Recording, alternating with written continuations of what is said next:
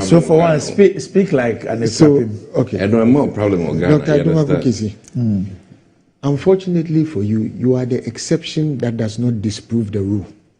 You are a part of a Sisyphean government. That is Sisyphean. They are heartless. They are useless, utterly clueless.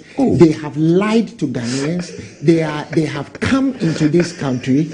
They have come into government simply to line their pockets with money and things that they have looted from the citizenry of this country.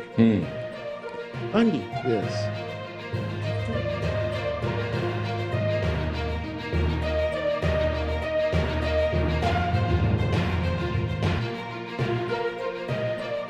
With money and things that they have looted from the citizenry of this country. Andy. Yes. I've told you about the plaque that is on the Dublin city wall.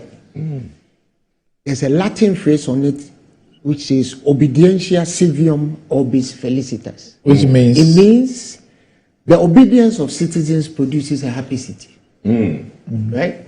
When you people came into government, you told us that you had all the ideas. Dr. Bawumia used to hold seances in every single, from Baden Powell Hall through to Christ the King Hall, with diplomats, John Benjamin, in attendance. Right? The British High Commissioner was your cheerleader. He was your campaign deputy. Right? He was at every event. He was even calling NDC officials, including me, to tell us to tamper our language. Yes. Today, this is where you have plunged us. Before I met you people, I didn't know that if you have money in the bank, it's not safe. Before you people came into office, nobody knew that. And Marcos Kukakara, me engineer. I didn't know that. I have an MBA to boot. I didn't know that. Nobody taught me that if you have money in the bank, it's not safe. Dr. Randiabi, you have a doctorate in business administration. Did you know that? No, you didn't. You see, Kenoforaka coined the term nuisance taxes. That you people stood up and campaigned. Let me give you a list of the taxes you people have introduced since you came into power. Since 2017. I thought you start with the ones we've abolished. No, hold on. And please. then Look, you see, you're a nice person. Today, I would have preferred Sly sitting here, but it's okay. I'll be quiet. 3% VAT flat rate, 5% increase in VAT, 25% increase in corporate tax, 2% increase in special import levy, 1% COVID levy, plus 3% VAT, which is in essence 4%, 1% COVID levy on the COVID levy. You are the only people who can put a tax on tax, right? 5% fiscal stabilization levy, 5% financial sector cleanup recovery levy, 1% e-levy, 20% levy on a liter of petrol, 10% Bola levy. The Bola levy that ended up in the minister's house, 18% levy on LPG, 22.5% increase in VAT. And effectively, it was a 4% increase, 30% increase in energy sector levy, ESLA, which levy you have collateralized. So when we pay the levy, it actually ends up in a black hole. 11% increase in special petroleum tax, 200% increase in boss margin, 40% increase in price stabilization and recovery levy, 25% increase in... Randy, how am I doing? It's okay. Okay, thank you. So on that note, I'll stop. But the next time I come, I will continue, because the rest I haven't said is more than what I've said. I mean, to make matters worse, you people have put tax on acquisition.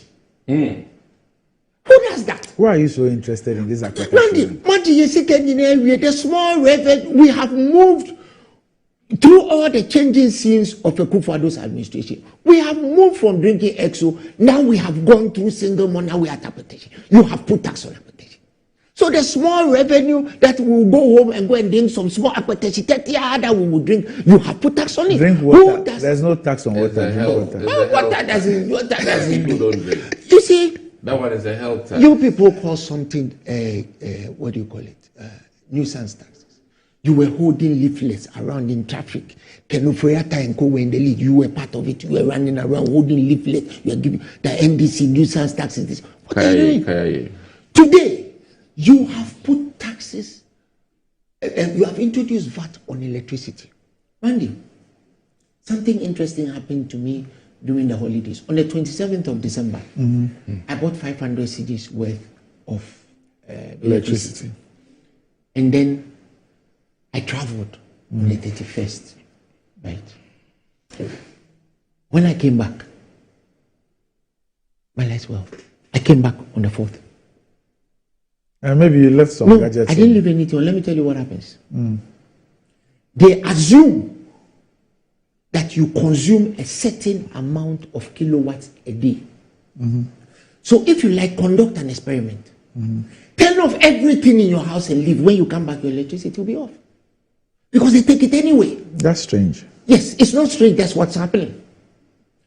With the electricity rates, there's something called service tax. Service charge, yeah. Which they increase willy-nilly at any time. Administratively. Right. Now, with this new VAT, the people who absorbed the citizenry of paying that VAT on electricity domestically knew and assumed that as a domestic citizen, as a private citizen, you do not have the wherewithal to net those taxes, your input tax and your output tax, net it up and claim that difference back. So there's no VAT on it. In fact, for those who do not know, anybody who consumes more than 30 Ghana cedis a month is in the net. Yes. So, Randy, it's only those who consume 30 cedis and less who are lifeline. Anybody who consumes more than 30 cedis is not a lifeline consumer. So, Randy, a month, not a week. So, Randy, what they have so done, you must be consuming 7 cedis, 50 pesos or less a week. It's effectively, if you bought 10 days worth of electricity and that was enough for you, it is now 7.8 days effectively, plus the differential in VAT. So the next time they increase it, you have 78% of that 7.8 days. So your graph, when it comes to electricity charges, is going to go like this, like a log graph. Very soon, you'll be approaching zero. You people are the epitome of chicanery. You came into power to deceive us. Some of us told Ghanaians that the Kwadwo and the gang of Bacadets and brigands who follow him will ruin us. They didn't listen. They said, but are you not facing reality? I mean, COVID ravaged the entire globe. Ghana was affected. You want me to go there? Just hold on. Ghana was affected. We all know our economic performance. Now we are in post-recovery mode. Things can't be as they were. Randy, there are bills to be paid. We've declared bankruptcy because we can't pay our bills. Randy, something must give. COVID was rather an opportunity for us to do better. Why? With all the inflows that came in, some 33 plus billion cedis we got during the COVID period, which we wouldn't have got. The government, Dr. Dumaku Kisi and his people, his gang, they distributed it to party supporters. How? Oh, why? You heard Madam Felicia Tete of Sagnarigu narrating how she was giving 150. That's a fraction. Wait. But others have said same. There's another NPP commentator who comes on Metro TV in the mornings, on Monday mornings, who said she was giving 50,000. So you didn't pay electricity and water bill for some months. So they told us that we will not pay, and then later on, Kwadwo Twum Boafo told us that we have to pay what they said we wouldn't pay because it wasn't actually free. That is what Kwadwo Twum Boafo said. So we have not been given anything for free. It was like basically trying to catch a crab. You dangle something and went before the crab, and when after you catch a crab, you pull it and you put it in soup. That is what they've done to us.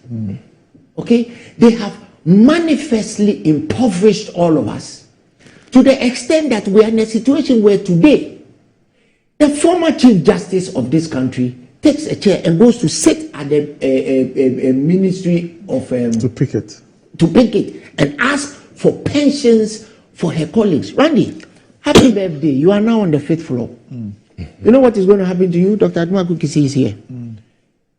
As you go along, you are a man of Negroid origin, right? Yes. That's your genotype. Yes. So chances are you are going to get hypertension. If you're not lucky, you may become diabetic. If you're not lucky, you may get cholesterol. It's repeated across. Dr. Adumaku Kiti, who can tell me if I'm wrong. So if you had put money away for that pension so that you can use it to attend to your later life, today Kenofuyata tells you that you get the money when you are 87. When the life expectancy of the Ghanaian man is 62 years old. Okay? Today, all our pensions are gone. No, not all. Well, Randy, pensions haven't been touched. Randy, they are essentially gone because if you put money away in this country, how much is pension? People have made their own investments made by pensioners, not pensions. Yeah. Randy, if you're a pensioner and you've made an investment, it is a pension. The idea of pension is to go and sit at home. True. And once you are not doing anything, some inflows will come. That money, you will get it. What I decided to do so that I'm not a burden on society, on my country, on anybody. And I've said it on this show, anytime I see the old folks picketing, is that for people who were responsible enough to set aside something, so that when they go on pension, they will not be a burden. These are not people picketing and begging government to come to their aid. These are people who were responsible enough to set stuff aside. And yet, that's the spectacle that we created under the guise of sound economic management. I mean, tragic. Randy, many of those people have lost their pensions. But guess what? A lot of those pensions went to a company belonging to the finance minister, who is now telling those pensioners that they should stop harassing his workers. He has written a letter and says, not him, the company. Oh, him. He owns the company. No, the company. He owns the company. Why? They didn't show the letter to him before he went out. It's possible. It's not possible. They show the company. He has too much to worry about. With Dr. Abdumaku Kisi makes the point that we live through revenue and loans. He and his former deputy, Charles Eduboahini, were also collecting loans on our behalf and taking commissions. So their companies were working for They have not done badly at all. Out of all this dross that has gone on, they haven't done badly. They have taken, and by his own admission in Parliament, his company took over 150 million cedis. Now, if I have taken 150 million cedis out of this economic climate, I will sit down and every time you say it, I will tell you, let's pray, which is what he does. Because I have taken a commission of the loans I gave you. Juxtapose this back to 2016. If you people had found out that Setekwe and Atufosin had companies which were taking commissions of the loans we were collecting, what would you have said? Tell us. So, as far as we are concerned, in this country, you people absolutely need to go. We have heard the president saying that he took his eye off a certain constituency because his MP lost, Atukujo lost. In the last election... We'll look at that issue. Okay, we'll get there. In the last election, people died as a result of your an insatiable quest to win at all costs. False. Up to today, nobody has said anything. False. But the president is rather asking people to congratulate him. Congratulate you for what? After what you have done to us in this country, what should we congratulate you for? What you need to do is to go. There is absolutely no nothing that stopped this president and his vice president Timothy. Timothy. Dr. Baumia, at one point in his life was called Timothy. At one point he was a boys' brigade. At some time in his life he was a Christian. The man believes in absolutely nothing.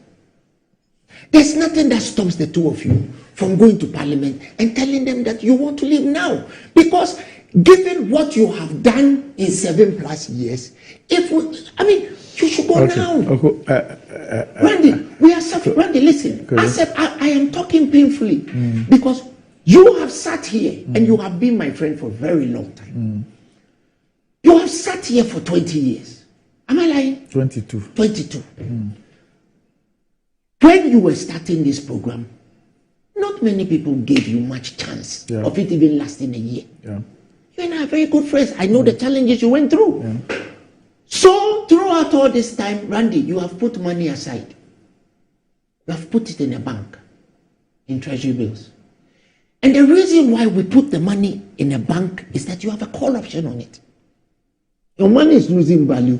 You go to the bank, give me my money, they tell you we can't give it to you because Kwadwo has given an order that we shouldn't pay anybody money. Randy, so your 20 years, whistle down the wind. And then you go home, and then you have to go and face madam. And the rest of your family. And I also know that you also happen to be the prominent person in your family. You have to feed everybody. Those people, there are many prominent people that you have to take care of in your family. Yes. Do their lifestyle take a back seat because you've lost your pensions?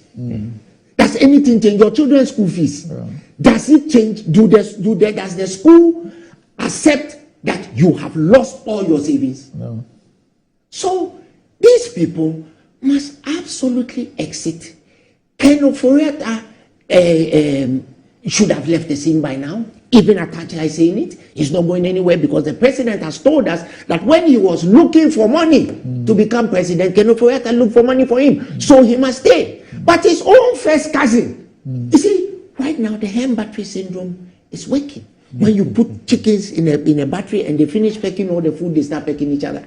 Atacha said Kwadwo should go. The MPs, Adumaku Kisi and Co, they said he should go. And what did the president do? He went to talk to a certain chief. They've changed their mind. Because he went to talk to a certain chief. Okay. My former colleague, I said, my former colleague, no, don't stop me. Give me 1 minute. Let me stop you. Let me stop Just go on break. Let me stop you. Let me stop. My former colleague, lawyer, MP for Achim. Which one? Oh, my prisons. Free zones. Michael Quay? No. Oh, the MP The one before. for Andy, yes, Andy Apiakubi yes. told us he was the rebel leader. He told us that they've stepped off because the president has spoken to a certain chief to stop them. Okay, all right. Okay, let's hold on here. Doc, because you have to leave us, let me just give you a final. He's going to give me a monologue. Thank you. Well, I think that any demands for government change would be appropriate if the alternative was good. I think that and pray that